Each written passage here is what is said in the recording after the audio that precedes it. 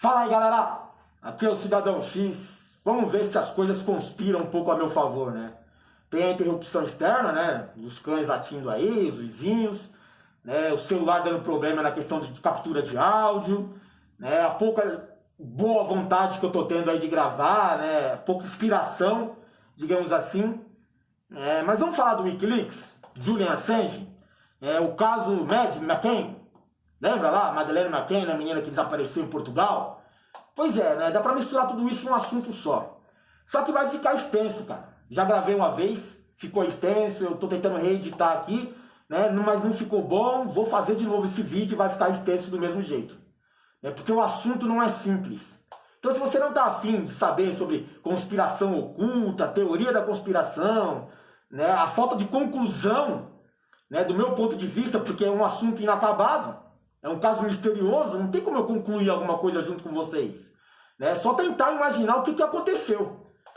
Então, pelo tamanho do vídeo que você está vendo aí no canto aí, se você não tiver afim de saber sobre o caso Madeleine McCann, a menina inglesa que desapareceu em Portugal, conspirações, Wikileaks, e coisas do tipo, sai fora. Agora, desliga o vídeo aí, vai assistir, sei lá, qualquer bobagem, alguma pegadinha, um velhinho fazendo slime, ou algum babaca falando mal do PT. É melhor pra você. Mas eu vou falar aqui, assiste quem quiser também, galera. Beleza? É o seguinte, recentemente não teve a prisão do Julian Assange? E ele dividiu muito, até a internet. Ele era o porta-voz e um dos representantes daquele Wikileaks, aquela entidade que revela a verdade através de documentos, matérias, vídeos ocultos. Eles pegam aquelas notícias secretas e divulgam pra galera ver o que está acontecendo de verdade. E aí muita gente confirma a sua teoria de conspiração através do Wikileaks. E fica sabendo de outras coisas que nem dava pra saber. Nem com teoria da conspiração você imaginava que estava acontecendo. Porque foi tudo devidamente ocultado, escondido de você. E o Wikileaks, estava aí para liberar. Então o Wikileaks, eram os guerreiros da verdade. É uma entidade, dedicada a revelar a real para vocês. Te libertar da Matrix. Ou pelo menos te apresentar, existe mesmo a Matrix. Esse é o lado de fora. Te mostrava uma janela para você se interessar em sair. Esse era o Wikileaks. E a prisão do Julian Assange já dividiu a internet como? Até a própria sociedade, Porque tem uma galera aí que é influenciadora digital, seja através do seu site, ou canal no YouTube, ou fazendo seus posts aí no Twitter, no Facebook, que muitos simplesmente ignoraram a prisão do Julian Assange. Como se não fosse ninguém, como se não tivesse acontecido. Esse daí trabalha para o sistema. Esse daí é um traidor da verdade. Se o seu youtuber preferido, o seu influenciador digital favorito, não comentou sobre o Julian Assange, ou não criticou a sua prisão, essa tentativa de censura do sistema contra a verdade, é porque esse cara tá jogando com o sistema. Esse babaca que você seguia, acreditava e confiava, faz parte deles. É conveniente para ele não falar nada. Então, os poucos que ainda tiveram a oportunidade de comentar sobre o Julian Assange e fizeram com críticas, esses ainda merecem um pouco da sua atenção. Tá certo que tem sempre um oportunista, que tá ali falando para ganhar view, para ganhar um pouquinho de audiência, mais inscritos, e, porra, é o que acontece. Infelizmente, é assim a nossa sociedade. Mas os caras que te traíram, fingiram que não aconteceu nada. Então, por aí você já tem um parâmetro de quem fala a real e de quem é mentiroso para vocês. Simplesmente porque é conveniente não falar do Julian Assange ou criticar a sua prisão. Porque isso é a censura do sistema contra um cara que detonava o sistema. E muitos desses aí, disfarçados de verdadeiros para você, defendem o sistema. Mas dizem que não, estão criticando, falando a real. Mentira. Teoria da conspiração, o anticristo da semana. Mentira, mentira. É um falso, é um traidor, é um babaca. Então é o seguinte, o próprio Wikileaks já tinha ameaçado colocar aí uma retaliação, uma vingança, caso acontecesse alguma coisa com o Julian Assange, como a sua prisão ou sua morte. E aí agora que ele foi preso, surgiu na internet de que o Wikileaks estava retaliando, contra-atacando o sistema e liberando os seus famosos arquivos secretos sobre o governo, sobre o sistema, sobre as conspirações. E estava tudo solto na internet. Surgiu um monte desses arquivos supostamente ligados ao Wikileaks. Por que eu não falei desses arquivos? Porque é o seguinte, galera, a respeito dos arquivos, não tem como você confirmar, né, através só da internet. Muita gente é oportunista, tá ali falando, né, porque estava querendo aplicar sua teoria da conspiração, uma boa oportunidade de simular que é coisa confidencial e verídica vinda do Wikileaks. Então o cara já aplicou com a teoria dele, isso aqui também estava no Wikileaks. E não é assim. E muita gente também falou suas bobagens lá para distorcer a verdade e tal, né? O projeto de desinformação. Então eu fiquei meio de longe, meio neutro, né? Vou observar melhor, né, esses arquivos aí. Arquivos interessantes, galera. Arquivos que tratavam da conspiração, né, imperialista norte-americana, né, das ações ocultas da CIA, né, arquivos que falavam até de UFOs, né, algumas conspirações para ocultar crimes de autoridades políticas, de celebridades, de influenciadores de massa, para que não arranhassem a sua imagem, né, ocultar crimes de algumas empresas, né, e algumas investigações que têm conclusões não favoráveis ao sistema, e aí o sistema fez questão de esconder essas conclusões. E a gente fica sem saber o final, fica só no mistério, né, sumiço de aviões, pessoas que morreram, empresas que tiveram catástrofes, tragédias, a gente não tem certeza do que aconteceu. E o Wikileaks gosta de revelar, e surgiu alguns arquivos agora, e eu fiquei meio pensando, bom, esse é verdade, esse não é, esse é interessante, esse não é. Dentre esses vários arquivos, tem um que me chamou a atenção, que é o caso da Madeleine McCann. Lembra o caso Mad? A menina de Portugal lá, né, na verdade é uma menina inglesa de 3 anos, que sumiu num resort lá em Portugal. Ganhou muita repercussão na época, esse sumiço, esse desaparecimento dessa menina. Muita gente se interessou porque a mídia concentrou muita atenção nisso. Então automaticamente a massa também foi induzida a querer saber o que aconteceu. Era um grande mistério. Pô, como assim a menina desapareceu? Crianças desaparecidas pelo mundo, né, pelo menos nos países subdesenvolvidos, acontecem aos milhares. Centenas somem por dia na África, na Ásia, na América Latina. Ninguém se interessa tanto assim, a não ser a família ou a mídia local ali, no sensacionalismo, mas amanhã já tem outro assunto para tomar atenção. Mas agora uma criança, digamos assim, de um quadro social um pouco superior, né, uma classe diferenciada, uma família, né, onde tem os pais médicos passando férias num resort de alto luxo em Portugal, pô, chama atenção. Isso não acontece. Nessa classe social não acontece essas coisas. Sequestro de criança, desaparecimento, acidentes, né? É muito raro isso acontecer. Então chama a atenção do povão. Pô, tá vendo? Até a classe superior passa por isso. E você quer saber, para eles vai resolver de um jeito diferente do que do pobre. Porque quando essas crianças somem na periferia, ninguém se interessa. Tamanho volume de acontecimentos desse tipo que nem as autoridades dão conta de solucionar. Então aparecem mortos, né? Simplesmente não aparecem mais, né? E por aí vai. Mas lá eles têm que resolver, têm que dar uma solução, até para a própria classe social dela. A sociedade na qual ela vive cobra isso das autoridades. São eles que comandam as autoridades. Como assim? Meu filho está ameaçado dentro do meu condomínio de luxo? Então, quer dizer, o caso Madeleine McCann ganhou essa importância toda por isso. E aí, estranhamente, né, agora com o Wikileaks liberando um suposto documento com algumas conclusões a respeito das investigações do caso Madeleine McCann, eu lembrei que dias atrás eu havia assistido na Netflix um documentário que tratava desse mesmo caso. Que ele me chamou a atenção na época, eu era moleque ainda, teoria da conspiração, não sabia o que estava acontecendo, mas era interessante. Né? E agora eu assisti um pouco do documentário da Netflix, né, para saber alguns detalhes, né, da ocorrência. E eu falei, mas como a Netflix sabia que esse caso ia vir à tona depois da prisão do Julian Assange? É coincidência. Ela soltou o documentário antes disso surgir na internet. Mas coincidência muito suspeita, você não acha? Então eu já comecei a observar de um jeito diferente. Né? A Netflix, né, falando de documentário, de uma coisa que viria a ressurgir na internet de novo. Estranhamente, as autoridades parece que estão sendo pressionadas a retomar o caso. Principalmente quem se envolveu na investigação. No caso, a Polícia Judiciária de Portugal, que seria a Polícia Civil do Brasil. Eles estão à frente da investigação e eles não tiveram uma conclusão do fato, né, na época, e agora estão retomando, né, com um pouco mais de liberdade. Porque na época eles foram muito pressionados por autoridades inglesas, pela mídia, né, a família também, repercutindo na opinião pública. Então eles não podiam falar o que eles tinham encontrado de verdade. Então eles preferiram guardar isso e deixar pra lá. Deixa a galera ficar descobrindo suas teorias aí, e se a menina aparecer, bem. Se não aparecer, foi isso que a polícia, acho que resolveu na época, né? Porque não sabia como falar a real pro povo sobre o caso. Pelo menos daquilo que eles concluíram através das suas investigações. Então é o seguinte, sobre o caso do rapto da menina, que é curioso falar sobre rapto. Por isso só já é incomum, né? É natural no restante do mundo, mas no caso da Madeleine, né, ficou confirmado para a opinião pública, foi um rapto. Alguém veio e sequestrou a menina. A gente não sabe para quê, qual a finalidade, não apareceu o corpo, nem pedido de resgate, mas foi um rapto. Por que foi um rapto? A injustiça e a investigação concluiu isso? Não. Só por aí já tem um mistério envolvido.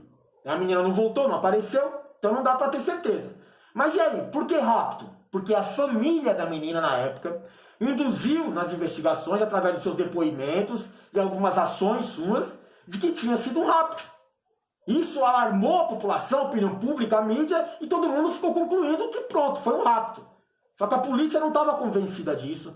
Autoridades envolvidas no caso também não tinham essa certeza toda, e alguns fatos não comprovam o tal rapto. Eles criam uma dúvida a respeito até do depoimento dos pais. Os pais, sim, mantiveram essa tese de que foi um rapto, porque na análise deles é que poderia ter acontecido. Nada mais explica. Convenientemente, isso livra a barra deles de alguma responsabilidade, correto? Se alguém roubou a menina, então os pais não têm nada a ver com isso. Até a suposta negligência deles é minimizada, né, porque alguém fez mal para a menina e não foi eles. Então tem outro culpado, outro vilão maior. Mas a verdade é que esse negócio de rapto aí é só uma teoria, é só uma tese, né, da linha de investigação.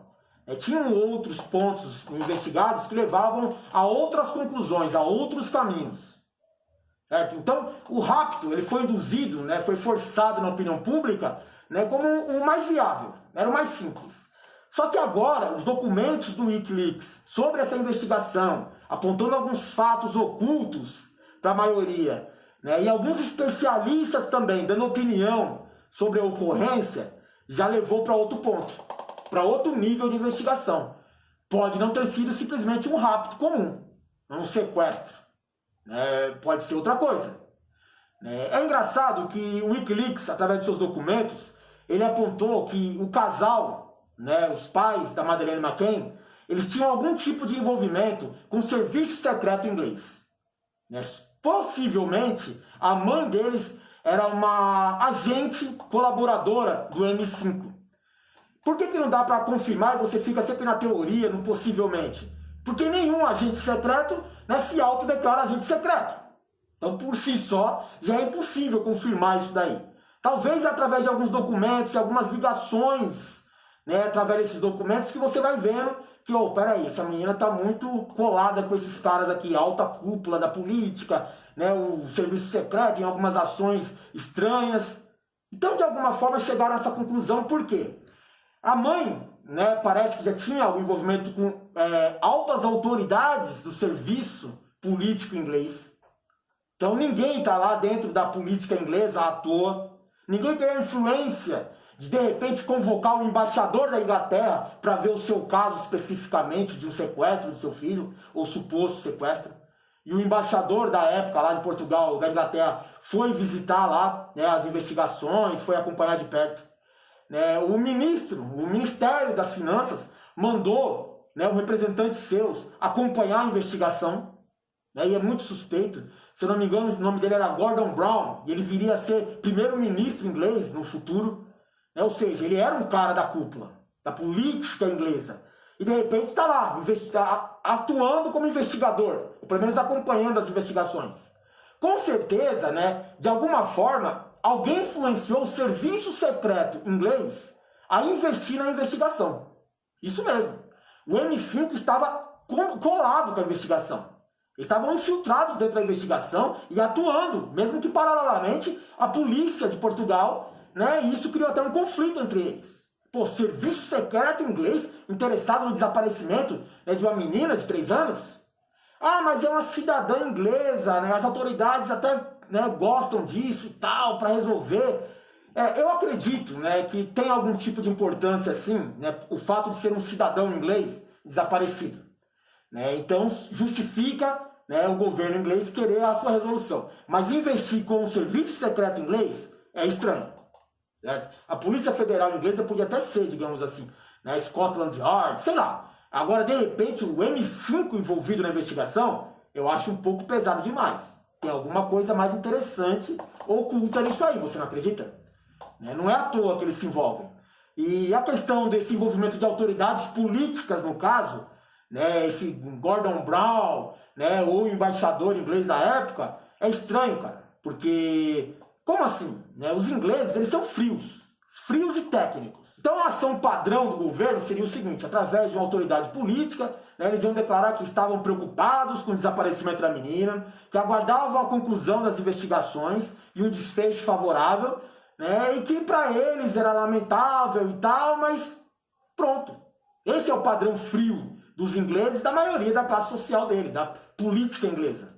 Eles não se envolvem emocionalmente em nada. Até justificaram esse Gordon Brown aparecer lá na investigação porque ele teria sido amigo do pai da menina e tal. É estranho, cara, é muito suspeito. Não tem esse envolvimento afetivo como tem se desaparece uma menina na periferia de São Paulo. O bairro inteiro vai procurar. Lá não. Lá deixa a polícia é especialista nisso e vai procurar, correto? Então não se envolve. Pode até fazer uma declaração pública, mas não se envolve. E o M5 se envolveu. Então já levantou suspeitas, né, esse ativismo político de autoridades dentro do caso e o serviço secreto inglês participando das investigações, né, confirmando que talvez esse casal tinha envolvimento, né, oculto com o governo inglês, e que esse sequestro seria algo mais político, um jogo de espiões, tal, uma guerra oculta aí. Então eles se envolveram para resolver. Só que aí a gente vai para outro ponto. E se não foi um sequestro, galera? Essa parte da investigação aponta para isso.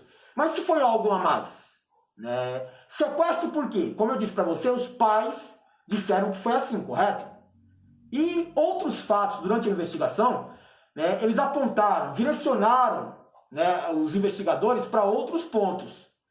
Afastaram essa ideia, essa teoria de sequestro para uma suposta teoria de ou a morte, ocultação de cadáver, né, ou realmente um fato misterioso, uma abdução, porque não tinha outra explicação. Se você não sabe, dentro das circunstâncias da investigação, a polícia local, né, vasculhou, né, o ambiente e não conseguiu determinar que essa menina realmente foi sequestrada, simplesmente porque a mãe, de acordo com o seu depoimento, que disse que alguém entrou pela janela. Então ela notou que a janela estava entreaberta, porque tinha uma brisa balançando a cortina, e ela achou que só poderia ter entrado alguém por ali e levado a menina. Só que os investigadores não tiveram acesso ao local intocado do assunto. Já estava contaminado a cena do crime. Então já estava uma bagunça. Todo mundo do resort foi lá invadir o quarto. Reviraram tudo dentro do quarto. Até debaixo da cama, tiraram colchões, armário. Quer dizer, impressões digitais, local de crime. Tudo contaminado. Não dava para você levar nada disso em consideração. Então ficou só a palavra dos pais. A polícia se apoiou nisso e, vamos resolver esse caso procurando a menina. Foram pressionados a fazer assim.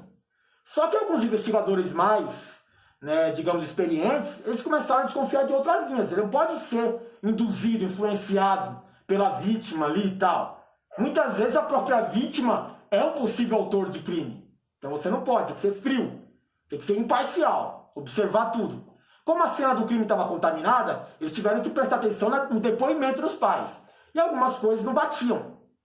Os próprios pais ali, eles foram negligentes quando deixaram os filhos no quarto para curtir a noite. Foi assim que a menina desapareceu. Deixaram a menina dormindo, mais um casal de gêmeos, e foram lá para o restaurante curtir. E aí, para não se dizer totalmente negligentes, parece que eles alegaram no depoimento que os pais se revezavam, né, entre o pai e a mãe para visitar as crianças para ver se estava tudo bem. Que a cada meia hora um deles ia lá. Quem tá curtindo balada, bebendo e tá as crianças dormindo, né, já é meio esquisito isso daí. Não, mas não pode. Os pais jamais fariam isso. Médicos, né? Eram médicos eles. Detalhe curioso isso daí. Então eles iam lá, visitavam as crianças, tá tudo bem. Numa dessas visitas, né, um dos pais notou que a criança não estava mais lá. E ele demorou para avisar todo mundo que essa criança não estava lá. Né, de meia em meia hora, de repente, ele ficou quase uma hora até avisar, né, porque diz ele que ficou procurando ela, não lembro quem foi que foi, né, encontrar a menina e não achou, né, que não encontrava a menina, ficou procurando, correu pelas ruas, só depois lembrou de avisar a galera que a menina tinha desaparecido. E curiosamente, no depoimento desse aí, esse pai que foi visitar a menina e notou o seu desaparecimento, ele deu a volta pelo lado mais longo. Né? Então, no documentário e no depoimento oficial, é esquisito isso. Ele poderia ter ido por dentro do resort, caminho mais curto, né, verificado lá, né, no seu padrãozinho, se as crianças estavam tudo bem, e voltado. Mas não, ele disse que foi pela rua, deu uma volta, tudo para justificar o tempo que ele demorou, né, para não encontrar a menina. Quanto a ele não avisar imediatamente, demorar um pouco, é porque ele disse que foi procurar primeiro. Ou ela, não lembro quem. Sei que um dos pais foi procurar a criança. Ao invés de avisar todo mundo, vou procurar a criança. Ela deve ter saído andando, está escondida e tal. É estranho isso daí, galera. Outro fato curioso, né? O sequestrador entrou no local, pegou a única menina de 3 anos e deixou um casal de gêmeos lá. Bom, se tem um sequestrador, se tem um rapto, tem alguma finalidade. Né? Independente da finalidade, por que só levar a menina? Se ele poderia levar, né, um casal de gêmeos ou levar os 3. Não é estranho isso, galera? O fato, né, de o sequestrador ter deixado os gêmeos já gerou suspeita na polícia na época.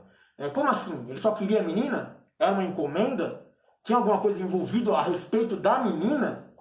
Sequestrador pede geralmente resgate. Não teve necessariamente contato com resgate.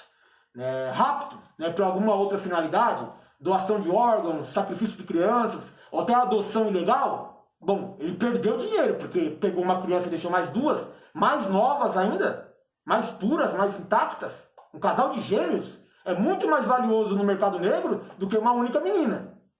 Pedofilia é a mesma coisa. Sacrifício, né, doação de órgãos, sabe, não faz sentido. O comum do que a gente imagina, né, do desaparecimento de uma criança, o fato de ele levar uma e deixar outras. Questão técnica, ele só podia levar uma de cada vez. Dá para levar gêmeos, sim. Então é estranho esse fato. Os investigadores ficaram suspeitando do depoimento dos pais e de algumas partes, né, da ocorrência como um todo. Aí trouxeram, né, alguns investigadores mais, né, profissionais, eles investigaram o local dentro do que puderam, né, tudo contaminado, e com os cães farejadores que estavam procurando a menina, né, alguns cães identificaram odor de cadáver, ou seja, alguém morreu naquele quarto. Esse odor de cadáver foi identificado pelos cães dentro do quarto, nas roupas do pai e no carro da família. Aí é suspeito, muito suspeito. Esses cães nunca se enganaram. Mas todo mundo falou que não, os cães devem estar enganados, não pode ser isso e tal. Porque não acharam o corpo, os pais estão lá mantendo a sua história, estão comovidos, não estão abalados, e jamais teriam matado a menina. Mas os cães se enganaram? Então, os cães foram testados depois disso mais de 200 vezes, né, pelas autoridades lá. E nunca se enganaram. Eles sempre acertaram. O cachorro é técnico. Ele não é influenciado por nada nem ninguém. Ele é técnico. O odor de cadáver é odor de cadáver. Achei aqui e ali. Ponto. Ele identifica, faz lá, né, a sua manifestação lá e os donos que lidam com ele, pô, é isso. Ó, tá aqui e ali. Também encontraram no local do crime, né, DNA, sangue, né, marcas de sangue no quarto, nas roupas do pai e no carro da família. Mas tem um detalhe curioso a respeito desse DNA, essas supostas manchas de sangue. Os especialistas da época e até hoje dizem que são amostras de DNA possivelmente contaminadas pela quantidade de pessoas que invadiam a cena, né, mas também são muito complexas. Como assim? DNA complexo? Mancha de sangue complexa? Cara, de lá pra cá, a tecnologia, né, sobre esse tipo de setor aí avançou muito, cara. Então não tem esse negócio de complexo. Se eles já faziam coisas absurdas através do DNA naquela época, 10, 12 anos atrás, imagina hoje. E como assim um especialista diz que é muito complexo? Já leva para outra teoria da conspiração mais obscura ainda. Quem tem DNA mais complexo do que um ser humano que você não consegue identificar, não consegue trabalhar em cima disso para chegar a nenhuma conclusão? Outro fato curioso, né? Tinham ali junto com a família outras pessoas presentes, né? Outras famílias, que também tinham filhos dormindo naquela situação lá. Ninguém foi verificar seus filhos. De acordo com os depoimentos, ninguém se interessou. Assumiu o filho daquele casal inglês. Vou lá ver o meu. Comportamento normal, correto?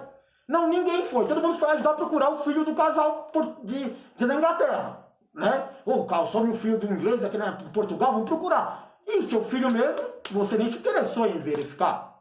É estranho isso. Nos depoimentos se confirma isso com a polícia, e a polícia também achou estranho, cara. Se hoje eu acho estranho, imagina a polícia na época. Outro fato curioso a respeito disso. Ninguém quis participar de uma reconstituição. Cara, a reconstituição do fato é essencial para confirmar a história, para confirmar os depoimentos e você criar na sua cabeça a imagem da mecânica da situação. Né? Como aconteceu tudo. E ninguém quis participar, né, da reconstituição. Né? O suposto álibi, né, da família ali, os outros presentes, ninguém quis participar, estranhamente. Nem a própria família, nem o casal, né, quis falar o que aconteceu. Né? Ou seja, onde você estava e aonde o outro estava observando você para confirmar o que você fez, a hora, bater algum detalhe que fugiu. Ninguém quis participar.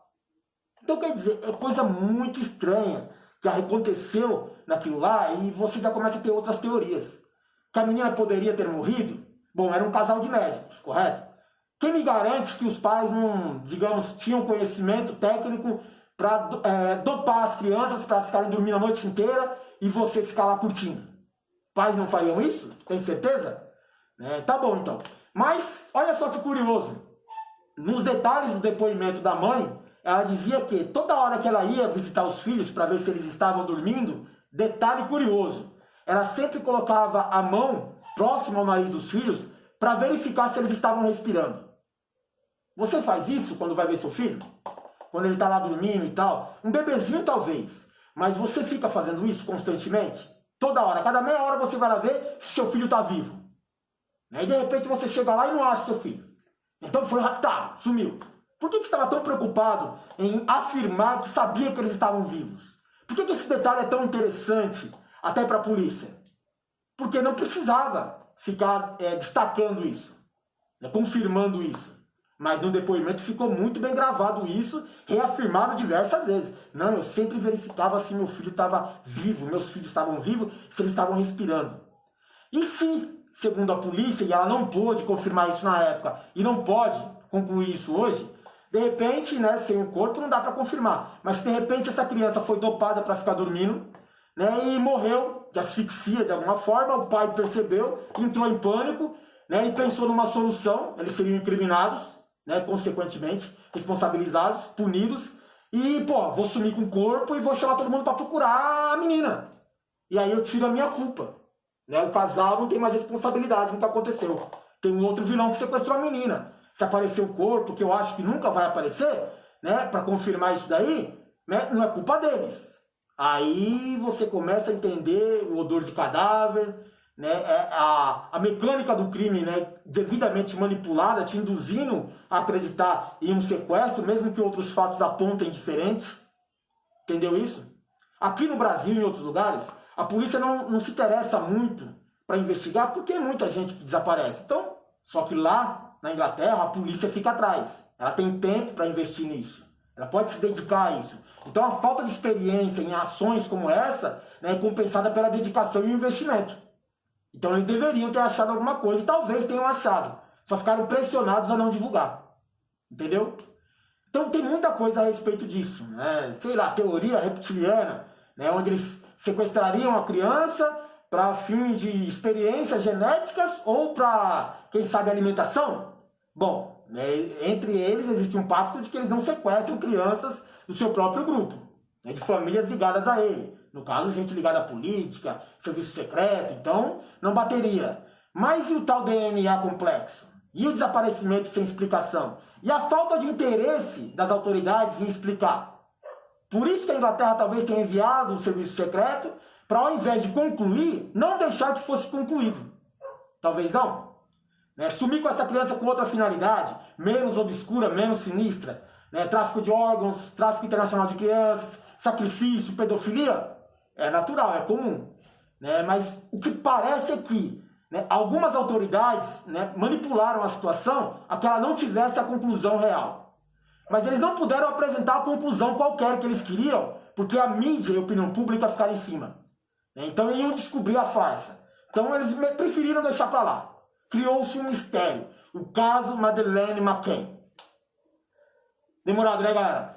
Pois é, eu gosto de conversar sobre esses assuntos aí, mas também não gosto de tomar muito tempo de vocês. Pra quem acompanhou até agora, valeu mesmo. Fui.